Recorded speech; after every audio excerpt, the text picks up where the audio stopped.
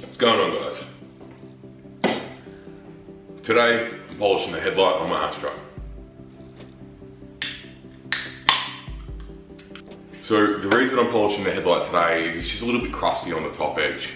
There's no problems with the headlight itself, it still works, it's still perfectly legal and all that sort of stuff. It just looks like crap. Just nobody likes a crusty edge.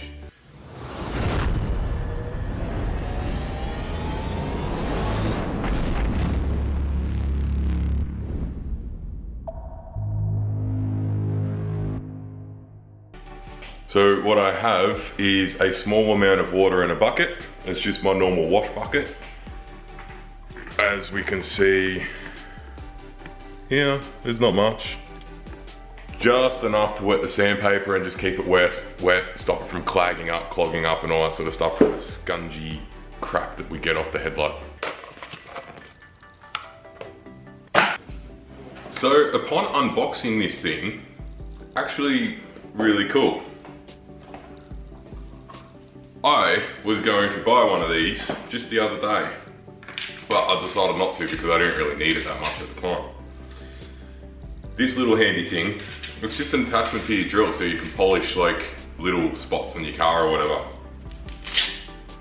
A little Velcro pad, and just buy some other little Velcro pads. You can get more of these on Amazon and stuff like that. Yeah, little bit here, screws in to the back of that and attaches to your normal drill. So this is actually pretty awesome. So yeah, we'll see how we go. Never used the kit before. Something I got off Amazon, cheapest kit that was on there. So let's get to it, see what happens.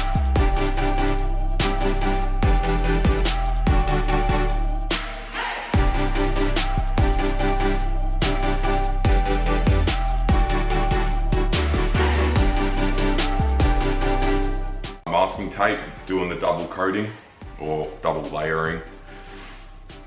I like to do a little bit extra. Accidents do happen. Having one thin layer, like, you know, you might slip and go that extra inch over and scratch your paint. I would just prefer to avoid that. I've got plenty of masking tape, so like, screw it. I just do the extra protection. I'm not gonna scratch my paint because shit happens with cars. There's no way around it. So anyway, now that that's done, we get to sand it.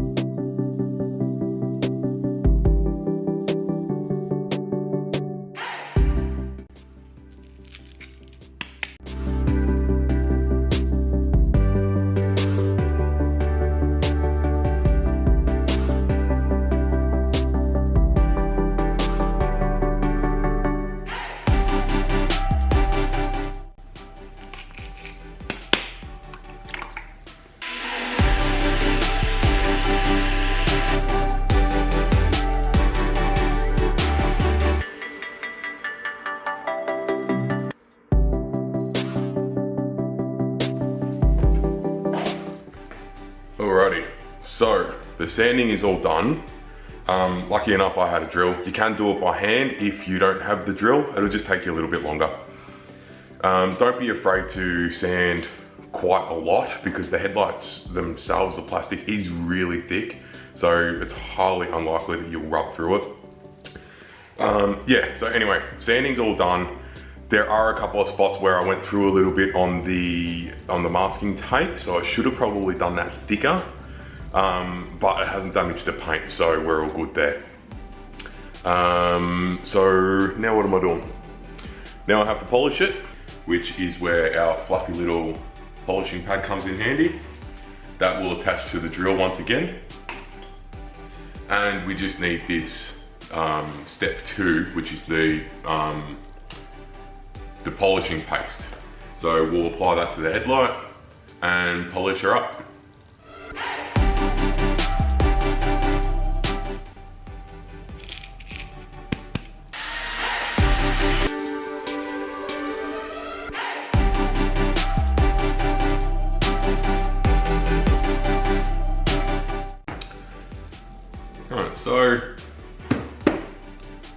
still a bit cloudy. So I don't know if this polishing paste is not that great or if I didn't do it properly. But I'm gonna give it a go by hand and see what happens, see if I can get that bit of cloudiness out. So we'll see how that goes.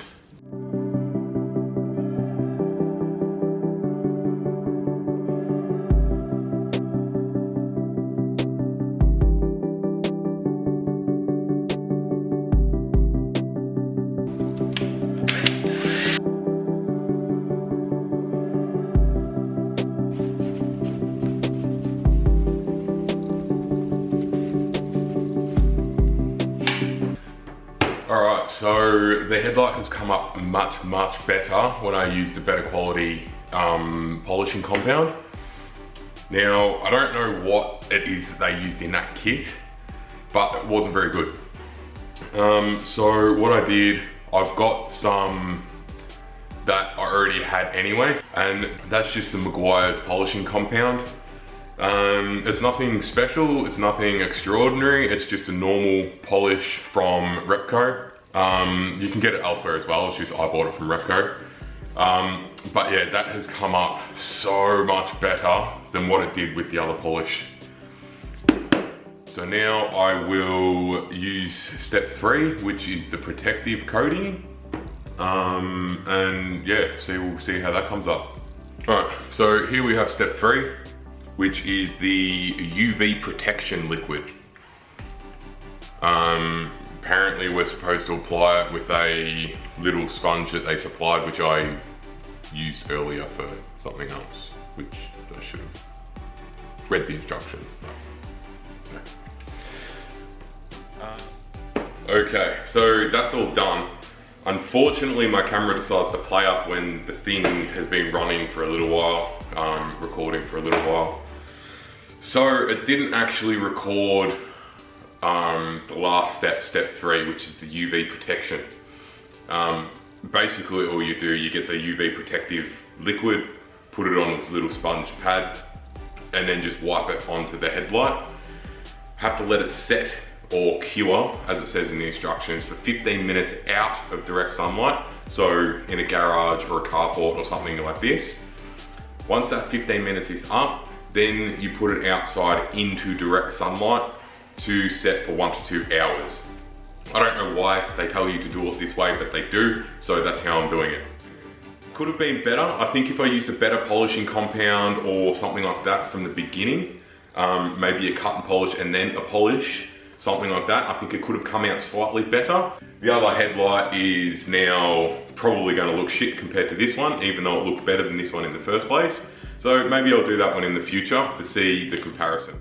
Several days later. Alrighty, so we're a couple of days later after polishing the headlight, and I'm not happy with it. So I've got just a cheap cut and polish. So I'm going to give it a go with that. I'm not going to go through all the process again, sanding it and all that kind of crap.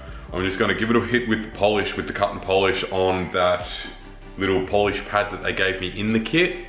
See how that goes, because realistically, that looks pretty shit. It probably looks worse than what it did, to be honest. So I'm really not happy with it, but we'll see if I can fix it.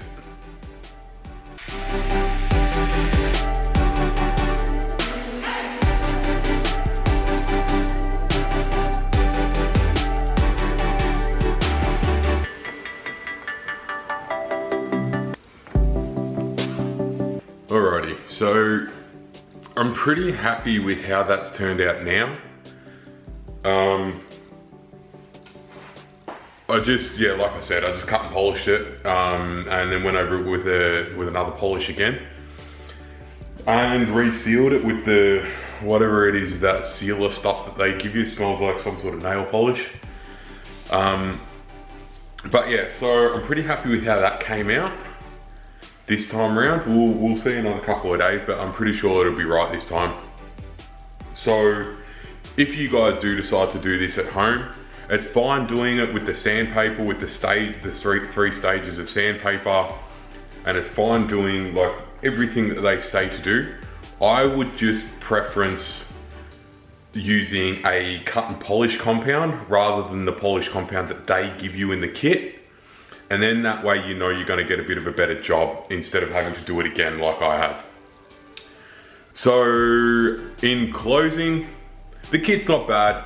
For the money that it cost me, it would have cost me that to buy one of those little drill adapter bits anyway. So I'm not complaining with that. It's still come out not too bad. So, you know, all in all, it's a win. I hope this video helped you in some way. If it has, leave a comment, let me know. If you've got any tips, leave a comment, let me know. Like, subscribe, all of that sort of jazz. What everyone else tells you to do, just do it because it's me and you want to do it. Yeah, I'll see you in the next episode.